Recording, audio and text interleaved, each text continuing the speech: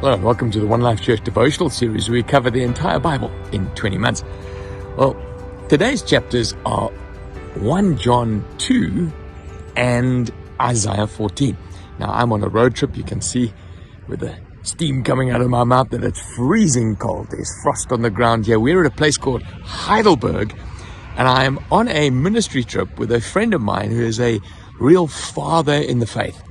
And we've been talking about our sons, and we've been talking about what it means to be a mature believer. Very appropriate that I'm with this guy when I'm dealing with 1 John 2, because 1 John 2 is about maturity. And so the grand old apostle John, who had this very intimate relationship with Jesus, writes this. He says, I want to write to you young children in the faith. And he defines a child in the faith as someone who knows they're forgiven and knows they have an advocate before the Father, who is Jesus, speaking on their behalf.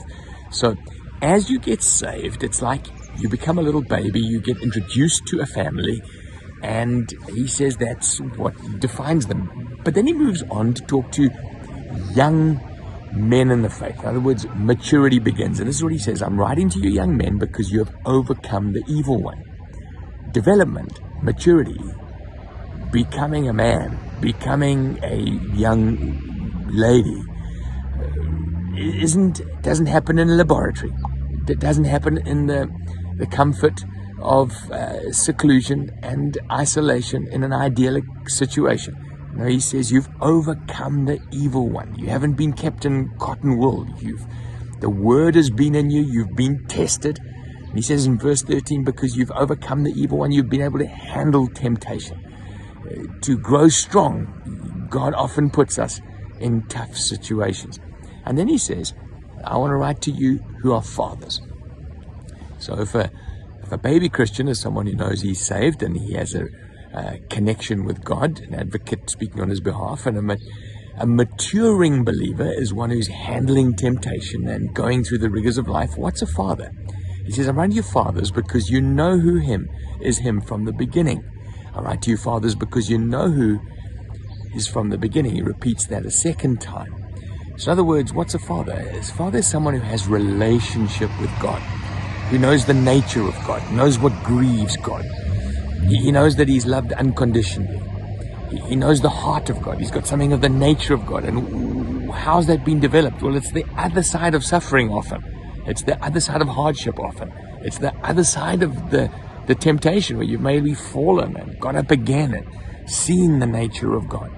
And so maturity is an awareness beyond yourself, your own rights, your own struggles. A father in the faith is someone who sees beyond that and is living for somebody else. You know, a teenager basically lives for himself, doesn't he? But a father, I've been sitting in the car listening to my friend talking, listening to the agony. His agony is not his own agony. It's the agony of his kids, of those he's discipling, of those who are around him. And that's what it means to be a real father.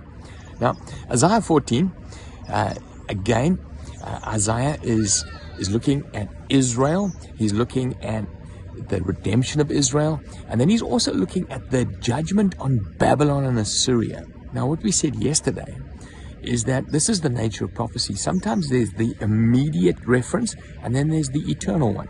And so here, there's this promise that Israel will make their captives and their oppressors subject to them. So God's going to turn things around for Israel. But then he turns to Babylon. And we describe that as being a system of the world. Now, in verse 12, it says, how you have fallen from heaven, morning star.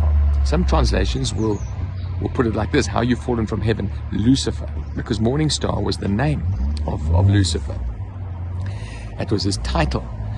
And you have been cast down to earth, you who once laid low the nations. So not only is he referring to the demise of Babylon, but the prince of the air, the devil himself, who was behind the kingdom of Babylon. So verse 13 says, you said in your heart, I will ascend to the heavens. I will raise my throne above the stars of God. I will sit enthroned on the mount of the assembly, of the utmost heights of Mount Zaphon. I will ascend above the tops of the clouds. I'll make myself like the Most High. Describing Satan before his fall. But you are brought down to the realm of the dead and the depths of the pit. So we know biblically there were 4 falls of Satan that are described. The one is, in this passage, is referring to his final fall where he's thrown into the lake of fire. But Ezekiel 28 talks about his original fall where he's proud and haughty. Then Job 1 and 1 Kings 22 speaks about his exclusion from heaven. And then obviously there will be in Revelation 20 him falling into a bottomless pit for 1,000 years, and then the final fall, which is this one, cast into the lake of fire for all eternity. And so it's verse 22 says, I will wipe out Babylon's name.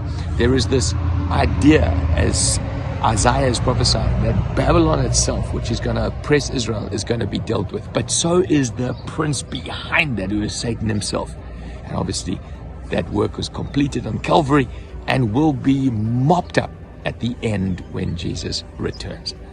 God bless you as you read these fascinating prophecies.